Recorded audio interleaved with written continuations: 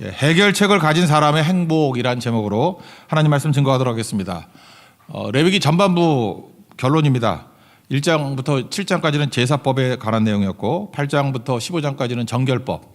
우리 다 살폈죠. 그래서 예배를 통해서 정결해지고 일상의 삶을 통해서 정결해진다. 자세히 살폈습니다. 그러니까 레위기의 내용이 뭐예요? 거룩이죠. 깨끗함, 정결함. 거기에 힘이 나온다는 것입니다. 클라이막스가 뭐냐? 1년에 한 번 드리는 대속제일 7월 10일이거든요. 그 내용입니다. 욤 기푸르라 그래서 욤이 히브리어로 날이란 뜻이고 기푸르 속죄의 날, 대속제일. 굉장히 중요한 겁니다. 왜? 죄가 사라지는 날이거든요. 민족 전체가 죄사함을 선언받는 날이라는 것입니다. 어마어마한 거죠. 이런 거 보면서 참 이스라엘이 부럽기도 합니다. 우리나라도 이랬으면 좋겠어요. 전 민족이 다 모여서 전체의 죄가 속죄함 받았다라고 선언하는 거. 그 순간만 얼마나 축제겠어요. 우리 죄 문제가 해결됐다고요. 이거는 건강검진하고도 똑같은 거죠. 어떤 사람이 몸에 병이 많았는데 죽을 병에서 병이 사라졌다. 뭐 암덩이가 사라졌다. 뭐 병의 근원이 어떻게 이거 다 낫네요. 이런 선언 받으면 얼마나 대단하겠습니까? 근데 우리 민족이 갖고 있는 모든 병들이 있었는데 없어졌다고. 그게 대속죄일입니다. 건강검진 받을 때 다 나았네요. 없어졌네요. 이런 거죠. 무기수가 있었습니다. 그래서 감옥에 계속 갇혀 있어야 되는데 무죄를 선고하는 거예요. 이제는 나가도 된다. 해방이다. 그거 뭐 대단한 거겠죠. 이제 끝났다. 우리나라도 해방일이죠. 뭐 일제 이렇게 강점하다가 8월 15일, 45년 8월 15일에 해방됐다. 그럴 때 얼마나 기뻤겠어요. 그죠? 이제는 해방이다. 죄에서 해방되었다. 속죄일이라고요. 또 뭐 빚진 사람들 그런 거 있겠죠. 빚진 분도 계십니까? 뭐 엄청난 빚이 있었어요. 그랬더니 탕감 받는다. 뭐 그럴 때 신용 회복이 됐다. 그 신용 회복이 안 돼가지고 뭐 카드도 잘 못 만들고 뭐 전화도 남의 이름으로 해야 되고 그런 분들 있잖아요. 그때 그게 해방됐다 그러면 얼마나 기쁨이 있겠어요. 이 날이 그런 날이에요. 대속죄일이 우리의 모든 짐, 죄 해방되었다. 민족적인 해방일이라는 것입니다. 감격이죠. 7월 10일입니다. 잊지 마십시오. 욤 기푸르. 이건 몰라도 되지만 대속죄일은 7월 10일이다. 굉장히 중요한 날입니다. 1년에 한 번. 대속죄일의 감격에 대해서 한번 살펴보도록 하겠습니다. 이날 어떤 걸 하느냐 하면은 29절부터 31절까지를 이제 볼 건데 이날은 스스로 괴롭게 하라 그런 얘기를 해요. 스스로 괴롭게 하라는 건 뭐냐? 금식하라는 얘기예요. 그러니까 이스라엘 백성들 가운데 금식하라는 말 전체가 다 한꺼번에 금식하는 날은 1년에 딱 한 번입니다. 대속죄일이에요. 7월 10일. 이때는 전 민족이 다 금식을 합니다. 그러니까 스스로 괴롭게 하라. 왜? 죄사함에 대한 감사와 감격이 있기 때문에. 그러니까 민족 전체가 다 죄사함 받았다. 그리고 다 같이 금식하고 얼마나 멋집니까? 그죠? 우리도 이런 거 좀 했으면 좋겠는데. 그죠? 공동체가 죄사함 받았다. 그래서 이날을 뭐라 그래요? 안식일 중에 안식일이다. 안식일은 쉬는 게 아니고 회복의 날입니다. 우리가 회복되고 회복되었다. 깨끗하게 되고 깨끗하게 되었다. 이게 대속죄일이라는 거예요. 대속죄일의 그 의미 그런 것들을 한번 먼저 봤으면 좋겠습니다. 29절부터 31절 이제 거꾸로 봅시다. 이게 대속죄일이 뭔지에 대한 선언입니다. 29절부터 31절까지 읽겠습니다. 시작. 너희는 영원히 이 규례를 지킬지니라. 일곱째 달 곧 그 달 10일에 너희는 스스로 괴롭게 하고 아무 일도 하지 말되 본토이든지 너희 중에 거류하는 거류민이든지 그리하라. 이날에 너희를 위하여 속죄하여 너희를 정결하게 하리니 너희의 모든 죄에서 너희가 여호와 앞에 정결하자.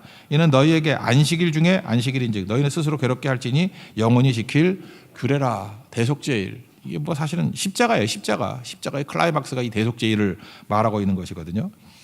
그러니까 대속죄일은 뭐냐면 이런 거예요. 죄 문제를 처음으로 보이는 하나님의 아이디어거든요. 매번마다 이게 속죄가 돼야 되는데 몰아서 한 판에 할 수 있어. 이런 걸 보여주는 게 대속죄일이에요. 그 루터 얘기 들어봤죠. 루터가 되게 이 죄에 대해서 민감했다고요. 그래서 캐톨릭에서는 그런 거 있지 않습니까? 뭐 고해성사 신부에게 가서 뭐 떠들면은 뭐 된다며 뭐 이런 게 그 당시에 있었다고요. 그러니까 마틴 루터가 죄의식이 너무 강해가지고 한 시간에도 한 서너 번 갔대요. 근데 고해성사하는 그 신부가 열받아가지고 몰아 갖고 와 그러대. 몰아 갖고 와. 그게 대속죄일이에요, 그죠? 아 이거 귀찮아 죽겠네. 하루에 한 시간에도 지금 몇 번씩 오는 거냐? 그러니까 조금 지나면 또 죄 짓고 그때마다 가서 고해성사했거든요. 근데 몰아서 갖고 와. 그 아이디어를 누가 준 거예요? 하나님이 준 거예요. 1년에 한 번씩 1년에 모든 죄를 다 몰아가지고 이 하루에 속죄가 된다. 이게 아이디어죠. 왜 이런 아이디어를 줬을까요? 이후에 한 번에 우리의 모든 죄를 씻을 수 있는 예수님의 길을 보여주려고. 매번 속죄해야 되는데 1년에 한 번이라는 아이디어가 열렸죠. 근데 1년에 한 번이 아니라 이제는 영원히, 그래서 한자로는 영단번, 제사 그러죠. 한 번으로 끝나버려요. 영단번, once and for all. 영단번, 영어를 번역한 거예요. once 한 번으로 and for all 모든 것을 감당할 수 있는 영단번 제사, once and for all. 그 예수님 그 히브리서에 되게 중요한 개념 아니에요? 그래서 예수님이 대제사장이 되시고 스스로 제물이 되셔서 영단번 제사를 드려서 이제는 더 이상 반복할 필요가 없다 그런 얘기죠.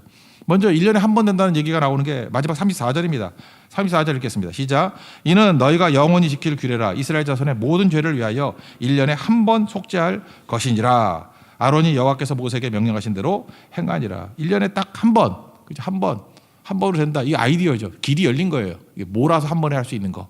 이제 그 다음 이건 예수님을 보여주는 거죠. 예수님이 모든 것을 다 용서할 수 있다. 히브리서 제가 읽어드릴게요. 제일 중요한 게 뭐 여러 군데 나오는데 9장인데 9장 7절입니다. 오직 둘째 장막은 대제사장이 홀로 1년에 한 번 들어가되 이게 뭐죠? 대속제일. 이 어디죠? 여러분들 히브리서 9장 7장 읽는 순간에 레위기 16장이 딱 생각이 나야 돼요. 그죠? 아, 대속제일을 얘기하는구나. 자기와 백성의 허물을 위하여 드리는 피 없이는 아니하나니. 피 가지고 들어가는 제사거든요. 영단번 제사. 그리고 9장 12절에 보니까 염소와 송아지 피로 하지 아니하고, 염소와 송아지 그럴 때 알아야 되는데, 염소는 백성들을 위한 속죄고 송아지는 제사장을 위한 속죄. 원래 순서는 바뀌어야 되는데 제사장이 먼저 속죄하거든요. 송아지 속죄, 염소는 백성들 속죄. 오직 자기 피로 영원한 속죄를 이루사 단번에 성소에 들어가셨느니라. 단번에 once and for all 이걸 얘기하는 거죠. 또 26절에 나와요. 뭐 자기를 단번에 제물로 드려 죄를 없이 하시려고 세상 끝에 나타나셨느니라. 그러니까 이거 사실 레위기 개념을 모르면 이게 뭔 소리야? 이런 소리가 들린 거죠. 이게 지금 대속죄일의 제사를 하나님께서 몰아서 죄를 해결하는 방법, 그 아이디어를 보여주셨다. 이게 대속죄일이에요. 근데 1년에 한 번 갖고 되냐 우리가? 한 번으로 영원히 다 끝나버리는 거야. 그래서 예수님이 그런 대사장이시고 자기 몸을 송아지하고 염소 대신에 자기 몸을 제물로 드려서 한 판에 끝내셨어. 영단번 제사라고 그러잖아요. 히브리서 9장에 나오는 once and for all. 그거를 설명해 주고 있다는 것입니다. 그 영단번 제사가 어떻게 가능하냐? 이거 비유 중에 제가 그 어린이 설교하시는 목사님이 설교 듣고 제가 무릎을 치고 너무 은혜를 받았던 적이 있어요. 그 내용이 뭐냐면 어린이 설교하시는 분이에요. 이거 설명 잘 안 되더라고. 근데 그분이 그 속죄일에 대한 설교를 하시는데 너무 잘 와닿더라고요. 이렇게 그 물건 갖고 설교를 하시더라고요. 이렇게 그릇에다가 물을 받아놨어요. 우리가 하얀 물이죠. 거기다가 잉크를 떨어뜨리더라고. 그러니까 꺼멓게 되죠. 예, 그렇게 되더라고. 그러니까 여러분 우리 마음에 이렇게 죄가 떨어지면 검해집니다. 그러더라고요. 그 다음에 이걸 깨끗하게 할 수 있는 방법이 있을까요? 그러더니만 뭔지 표백제 같은 걸 넣더라고. 그러니까 하얘지죠. 표백제가 뭔지 잠깐 묻지 말아요. 그거 있을 거 아니야 그런 거 이렇게 검은 게 넣으니까 하얘져. 표백제. 그 다음이 메시지예요. 이렇게 우리의 모든 죄악들이 표백제가 들어가면 깨끗해지시. 이게 예수님의 피래 깨끗해진다고. 그 다음에 묻더라고요. 이게 진짜 백미야. 이 위에 또 다른 잉크를 떨어뜨리면 어떻게 될까요? 그러더라고요.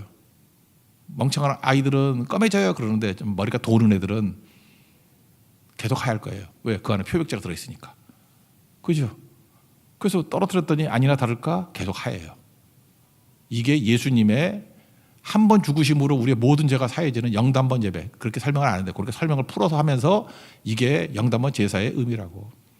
예수님이 한 번 죽음으로 말미암아 예수님이 우리의 인생의 표백제가 되어주셨다. 과거의 죄도 껌껌했죠.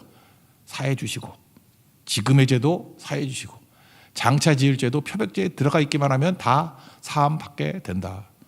이게 십자가입니다. 보혈의 피예요. 여러분 믿습니까? 저는 이게 너무 와닿아요. 그래서 그 다음부터는 뭐 영단번 제사 설명할 때 저는 딴 설명 안 합니다. 맨날 이 설교만 해요. 그죠? 이 표백제. 근데 그 목사님 내가 성함을 잊어버렸어. 하여튼 대단한 설교였던 것 같아요. 그죠? 이게 영단번 제사에 이거보다 중요한 건 없겠죠. 그래서 그 다음에 나오는 메시지가 뭐겠어요? 우리가 구원받는 것은 행위에 있는 게 아니죠. 그죠? 뭐 거머쥔 게 무슨 행위가 필요하겠어요. 위치의 문제죠. 표백제 안에 있으면은 어떤 잉크도 깨끗해지죠. 표백제 안에 있으면. 그래서 이건 자리 잡음의 문제고 위치의 문제라는 것입니다. 그러니까 율법의 문제도 해결이 되는 거죠. 우리가 무엇을 잘못했는가 이거 묻지 말고 우리가 어디에 있는가를 물어야 된다는 거예요. 이게 뭐예요? In Christ죠. 예수 안에 있으면 모든 더러움과 죄악들이 해결이 된다. 해결책을 가지고 있는 사람은 행복을 여기서 느낄 수 있는 거죠. 예수 안에 있기 때문에. 한 구절만 본다 그러면 고린도후서 5장 17절 누구든지 그리스도 안에 있으면 표백제 안에 있으면 그런 얘기잖아요. 새로운 피조물이라. 이전 것은 지나갔으니 보라 새 것이 되었도다. 어떤 것이 온다 할지라도 해결되지요. 예수 안에 있으면. 그래서 우리는 내가 발버둥 치는 게 아니고 위치가 중요하다니까요. 예수 안에 있으면 깨끗해집니다. 예수 안에. 행위가 깨끗하게 만드는 게 아니라 예수 안에 있는 거예요. 예수 안에. 그게 훨씬 더 중요하다는 거죠. 이게 조금 한 걸음 더 나아가면 요한복음 15장 같은 데 보면 포도나무 가지 비유를 보세요. 붙어 있으면. 이제 죄사함 받았을 뿐만 아니라 예수님께 붙어 있으면, 그러니까 이게 인크라이스트죠. 예수 안에 있으면 죄사함, 표백제가 돼서 깨끗함 받을 뿐만 아니라 양분의 공부를 받아가지고 열매까지 거두게 된다는 거죠. 그러니까 죄사함 그 다음에 뭐예요? 구원 이후에 영광까지. 그래서 누구든지 그 가지가 붙어 있으면은 열매를 많이 맺나니 나를 따라서 너희가 아무것도 할 수 없다. 요한복음 15장 5절에 나오잖아요. 이게 바로 뭐예요? 인 크라이스트. 예수 안에 있으면. 그래서 신약 성경에 계속 예수 안에 있으면 그게 사실 뿌리가 어디서부터 시작된 거예요? 대속죄일부터 시작돼 가지고 죄사함 받고 거기서 끝나는 게 아니라 우리는 날마다 공급받고 인도함 받고 그다음에 성령으로 연결되는 거죠. 성령 안에 있으면, 그죠? 성령 안에 있으면 우리가 그 능력으로 세상에서 능히 승리할 수 있다. 여기까지 간다라는 거예요. 뿌리가 어디 있어요? 대속죄. 죄 문제부터 공급받고 승리까지, 그리고 주님 앞에 들어가는 영광까지 계속 연결되어 있다는 것입니다. 그러므로 여러분 예수 믿는 게 뭔지 아시겠죠? 행위, 공로 그런 거 아니라니까요. 예수님 안에 있는 거예요. 예수님 안에. 표백제 안에 들어가야 죄 문제도 해결되고 예수 안에 붙어 있어야 공급받고 예수 안에 붙어 있어야 최종 승리할 수 있다. 우리 제1차 대각성 운동의 그 주역이었던 조나단 에드워드가 이런 얘기를 했어요. 하나님이 언제 가장 큰 영광을 받으시냐. 그의 신학이 영광의 신학이거든요. 그는 뭐 머리끝부터 발끝까지 하나님의 영광. 설교가 다 하나님의 영광이에요. 영광. 어떻게 할 때 하나님이 가장 영광을 받으시나 우리는 뭐 거창한 공로라고 생각하죠. 근데 조나단 에드워드가 이렇게 설교했어요. 하나님을 의지할 때라고. 하나님을 철저히 의지할 때 하나님이 가장 큰 영광을 받으신다고. 제가 보니까 그래요. 그 엄마의 영광은 아이한테 있는 것 같아. 아이가 뭐 자꾸 울어. 징징대고 뭐 이렇게 누가 와가지고 뭘 해줘도 계속 울어요. 근데 엄마가 오니까 방시방시 웃으면서 울음을 그쳐. 그때 내가 느낀 게 엄마의 영광이야. 얘는 엄마밖에 없구나. 엄마 와야 해결되는구나. 그때 아이에게 있어서 영광 돌리는 게 뭐예요? 그게 엄마 왔을 때, 엄마를 의지하는 거. 우리도 좀 그랬으면 좋겠어요. 뭐로도 우리는 위로가 안 되는 거야. 막 울어요. 우리도 힘들고 괴롭고 하는데 돈 줬더니 뚝 그쳐. 그러면 여러분 문제 있어요. 그죠? 저런 놈이 다 있어. 우리 돈으로 만족을 못 해요. 그죠? 명예를 줘도 안 되고 뭐로도 안 돼. 뭐 쾌락으로도 안 되고. 근데 예수님 안에서 만족이 있어요. 그게 영광이라고. 우리 성도들 그런 존재예요. 예수님 없으면 아무 낙이 없어요. 영광도 없고 예수님만 의지한다고 그게 최고의 영광이 된다라는 것입니다. 그래서 성경에 나오잖아요. 뭐 시편 18편 31절 같은 데 보니까 여호와의 누가 하나님이며 우리 하나님 외에 누가 반석이냐. 하나님 외에는 아무것도 없다. 뭐 23편 1절 같은 데는 여호와는 나의 목자시니 부족함이 없다. 이거보다 더 영광 돌리는 게 어디 있어요? 하나님이 나의 목자시라서 난 부족함이 없대. 그게 영광이죠. 여러분 영광이 딴 게 아니에요. 하나님 의지하는 거. 우리 철저히 의지하는 하나님의 종 되기를 바랍니다. 그 대속죄일은 뭐예요? 모든 것이 하나님께 달려있고 하나님 의지합니다. 그게 대속죄일이에요. 죄 문제뿐만 아니라 공급뿐만 아니라 우리 삶의 승리까지도 영광까지도 주님 안에 다 있습니다. 이게 대속죄일. 레위기 16장 전반부의 마무리였고 여기서부터 모든 신학이 나오는 거예요. 쭉 계속해서. 이게 뿌리입니다. 뿌리. 이거 내용 모르면 전개가 안 되는 거죠. 이걸 토대로 바울 신학이 나오고 여기에 예수님의 말씀이 나오고 뭐 다 흘러나오게 된다는 것입니다. 이게 속죄 신학이에요. 속죄 신학.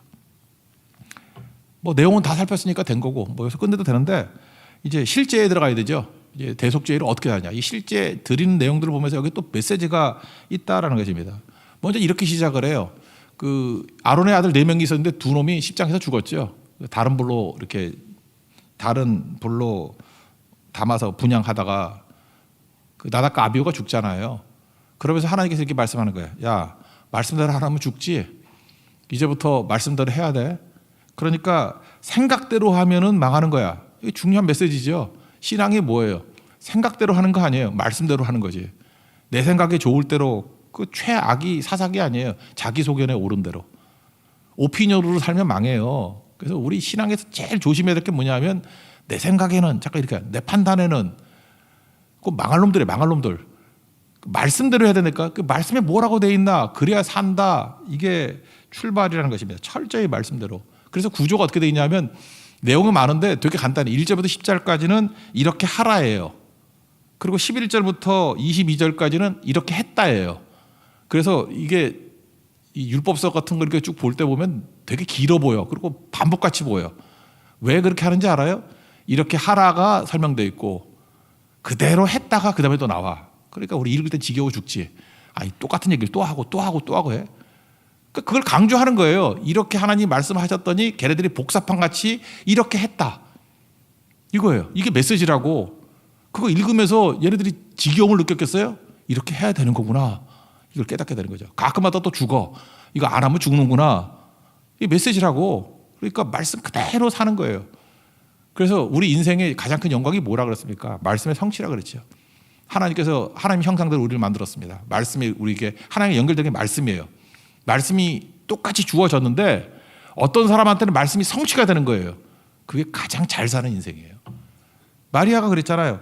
누가복음 1장 38절에 처녀한테 뭐 임신했다 그러니까 성령으로 잉태했다 그러니까 주의 여종이 오니 말씀대로 내게 이루어지이다. 내 삶 속에서 하나님 말씀이 성취되기를 원합니다. 이게 제일 잘 사는 인생이라니까요. 지금 여러분 말씀이 떨어졌죠?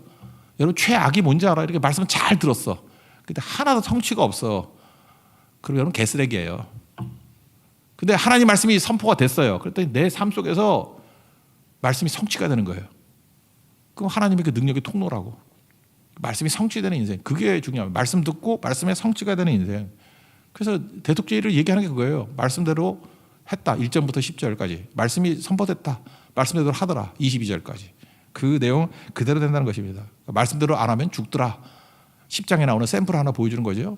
살 길이 뭐냐? 말씀에 성취가 돼야 된다. 1절과 2절 읽겠습니다. 시작.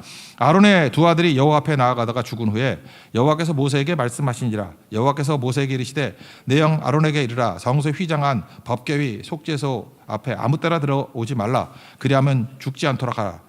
이는 내가 구름 가운데에서 속죄소 위에 나타남이니라. 아니면 죽는다는 거죠. 그렇게 철저히 말씀대로 살라. 가장 엄중한 말씀이었다는 것입니다.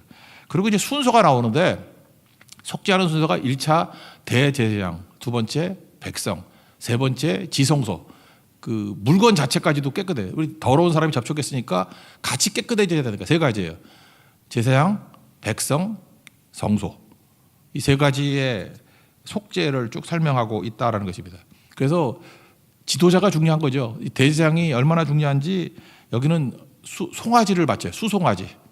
그리고 백성들은 뭘 바쳐요? 염소. 그러니까 히브리서 아까 나왔죠. 염소를 드린다 그러면 누구 속죄예요? 백성 속죄. 송아지 그럼 더 비싼 거거든. 이 좋은 거 이건 누구 속죄예요? 이거는 제사장 속죄.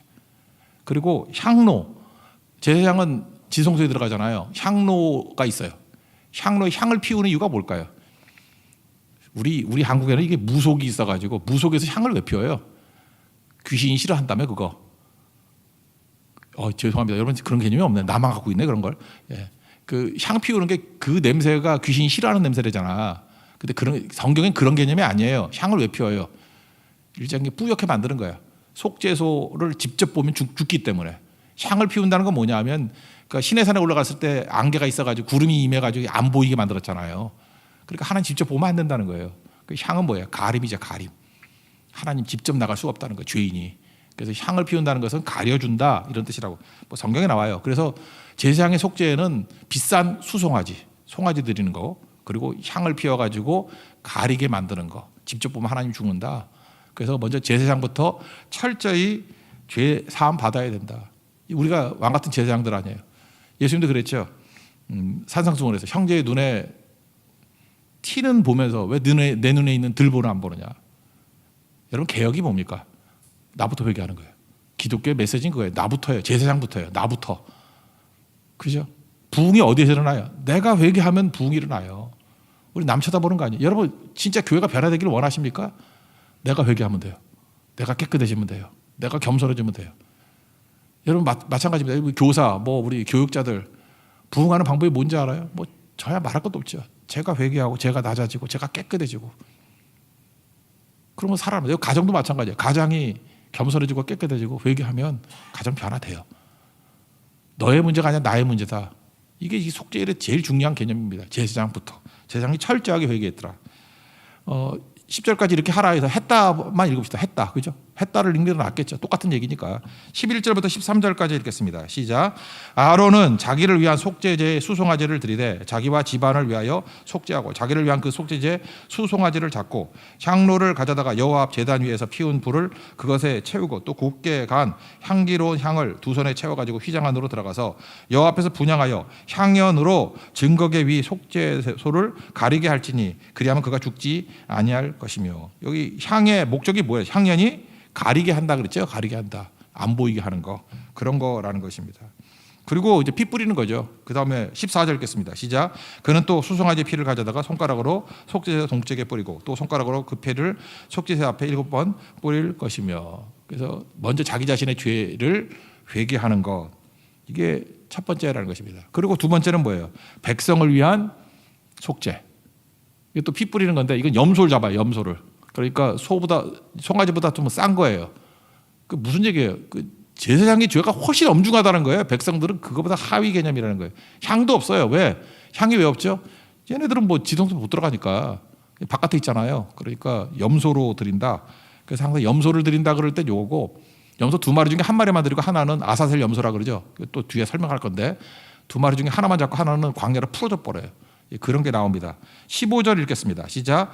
또 백성을 위한 속죄제 염소를 잡아 그 피를 가지고 휘장 안에 들어가서 그 소송아지 피로 행한 같이 그 피로 행하여 속죄소 위와 속죄제 앞에 뿌릴지니. 백성의 속죄.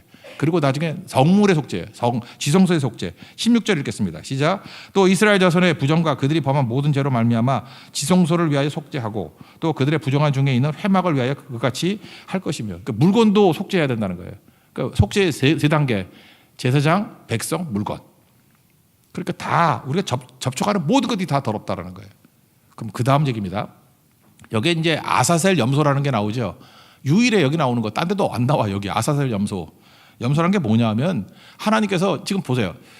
제사장은 지성소에 들어가 가지고 뭐 속죄제 앞에서 뭐 다 보고 다 자기는 하잖아요. 경험하잖아요. 근데 백성들은 바깥에만 있으니까 제사장이 들어가서 뭔 짓을 하는지 알아야 몰라요. 모른다고. 그러니까 하나님이 백성들에게 주는 눈에 보이는 설교예요. 설교가 아사셀 염소라고. 염소 두 마리를 끌고 오게 봐서 하나는 속죄 제물로 드리고 하나는 피 묻히고 안수해서 광야로 풀어줘 버린다고. 이게 무슨 얘기냐? 눈에 보이는 설교라고요. 안수했다는 게 뭐예요? 내 모든 죄악이 다 염소에게 덤탱이 씌었다. 그리고 이 아사셀 염소를 풀어줌으로 말미암아 이제 내 죄가 뭐 동에서 서에서 먼 것 같이 멀리 떠나버렸다. 그래서 이 아사셀 염소가 누굴 상징하겠어요? 예수님이죠. 예수님이 우리의 모든 죄를 다 뒤집어 쓰고 아사셀 염소가 돼가지고 떠나가셨다. 우리 한국말에서 잘못 쓰는 것 중에 하나가 뭐냐면 희생양이라는 말을 쓰죠. 희생양. 희생양이 아니고 원래 이거 근데 희생양이라고 영어로 뭐라 그래요? 스케이프 고우트라 그러잖아요. 죄송합니다. 아침에 영어 생각 안 나요? 희생 염소잖아요. 원래는 스케이프 고우트. 스케이프 고우트인데 우리는 희생 양이라 그래요. 우리 양밖에 모르게 염소 잘 안 보니까. 원래 정확히 말하면 희생 염소예요. 희생 염소가 뭐예요? 아사셀 염소. 우리의 모든 죄악을 다 덤텅이 씌워가지고 광야로 멀리 가신 거예요. 광야에서 죽으신 예수님 상징하는 거예요. 그래서 예수님이 그 아사셀 염소가 된 거예요. 아사셀 양이 된 거라고. 아사셀 염소. 그러니까 그런 개념이라는 것입니다. 그래서 멀리 간다. 그래서 지금 이 모든 것들이 백성들에게 주는 설교예요. 대속의 개념을 알려주는 거죠. 대속의 개념. 너희들이 죄악이 이렇게 피 뿌려서 해결됐는데 이게 무슨 뜻인지 아니? 안수했다는 것은 내 대신이라는 뜻인데 모든 죄악과 허물을 다 뒤집어 쓰고 염소가 광야로 가서 죽었다라는 거죠. 살려서 보냈는데 거기서 다 짊어지고 떠나버렸다. 그게 설교예요. 설교. 아사셀 염소는 눈에 보이는 설교다. 이게 신약에 오면 예수님의 십자가죠. 세상 죄를 지고 간 하나님의 어린 양. 그런 개념입니다. 21절과 22절 읽겠습니다. 시작. 아론은 그의 두 손으로 살아있는 염소의 머리에 안수하여 이스라엘 자손의 모든 불의와 그 범한 모든 죄를 아뢰고 그 죄를 염소의 머리에 두어 미리 정한 사람에게 맡겨 광야로 보낼지니 염소가 그들의 모든 불의를 지고 접근하기 어려운 땅에 이르거든 그는 그 염소를 광야에 놓을지니라. 그래서 죄가 멀리 떠났다라고 하는 메시지라는 것입니다. 그리고 이게 뭐예요? 전부 다 십자가 설교를 하고 있는 거예요. 지금 계속해서 예수님이 어떤 역할을 감당하셨나 이걸 설명하고 있습니다. 그리고 마지막 23절부터 28절까지는 뒷마무리예요. 마무리까지도 잘하라 그런 얘기죠. 마무리 한번 읽어볼까요? 27절 28절 그 두 절만 읽겠습니다. 시작. 속죄제 수송아지와 속죄제 염소의 피를 성소에 들여다가 속죄하여 쓴즉 그 가죽과 고기와 떡을 밖으로 내다가 불사를 것이요 불사는 자는 그의 옷을 빨고 물로 그의 몸을 씻은 후에 진영에 들어갈지니라. 어떤 종교 기자가 이런 글을 썼습니다. 내가 많은 종교인들을 만나봤더니 목사님, 뭐 스님, 뭐죠 또 신부님, 뭐 이렇게 다 많이 만나봤더니 끝이 좋지 않더라. 그리고 실제로 알려진 것보다 알려지지 않은 그런 비리도 많고 딴판이더라. 뭐 그런 얘기를 합니다. 그랬더니 그걸 읽고 또 많은 또 깨어 있는 목사님들이 맞다, 회개하고 겸손해지자 그런 말씀들을 하시더라고요. 저는 그것도 맞는 얘기라 생각해요. 그렇지만 그걸 들으면서 저는 이런 생각을 했어요. 끝을 잘 맺기 위해서 우리가 이렇게 결의하고 그저 이렇게 뭐 자각하고 그러면 되나? 저는 그래도 잘 안 될 것 같더라고. 빌립보서 1장 6절 보니까 너희 안에서 착한 일을 시작하시니까 그리스도 예수의 날까지 이루실 것을 확신한다. 제 생각이 그래요. 결심 갖고는 안 돼요. 왜? 우리에게는 한계가 있기 때문에. 또 가면 쓰고 또 속여. 여러분 너무 그 종교인들 믿지 마십시오. 거룩한 척하고 심지어 겸손한 척도 해요. 막 회개하는 척도 하고 막 내가 막 눈물도 흘리고 얼마든지 할 수 있어요. 그 믿으면 안 돼요. 저는 뭘 믿어야 되느냐? 예수 안에 있는 것을 믿으면 된다고 생각합니다. 내가 죽고 예수로 살고 또 언제든 자신할 수 없어요. 뭘 자신하게. 내 안에 가능성이 없습니다. 내가 나를 못 고쳐요. 가능성은 딱 하나예요. 예수 안에 있으면. 그죠? 예수 안에 있으면 그때 우리가 살 수 있다는 것입니다. 그래서 그 순간을 봐야 돼요. 저 사람이 지금 보혈을 지나가고 있는가, 보혈 안에 있는가. 그러면 가능성이 있는 거고. 그래서 사람은 다 아슬아슬한 거예요. 오히려 여러분 볼 때 저 사람 참 아슬아슬해. 그게 더 안전한 사람이에요. 아슬아슬해서 항상 십자가 붙들고 예수님 의지하고 그냥 언제든지 넘어질 수 있다라고 하는 그런 불안불안한 사람이 끝까지 가는 거지. 저 사람은 뭐 법 없이도 살 수 있어. 뭐 저 사람은 완전한 사람이야. 존경받을 사람이야. 뒤집어 보세요. 다 깨지게 돼 있지. 인간이 그런 존재라는 거예요. 그래서 대속죄일이 우리에게 보여주는 거 뭐냐? 표백제 얘기했죠. 행위의 문제가 아니라고요. 위치의 문제라고. 교회가 지금 어디에 있는지, 성도가 어디에 있는지 예수 안에 있으면 삽니다. 끝까지 예수님의 험한 십자가 붙들고 가는 믿음의 종 되기를 축원합니다. 자리에서 일어나겠습니다. 보혈을 지나 찬양하겠습니다. 보혈을 지나.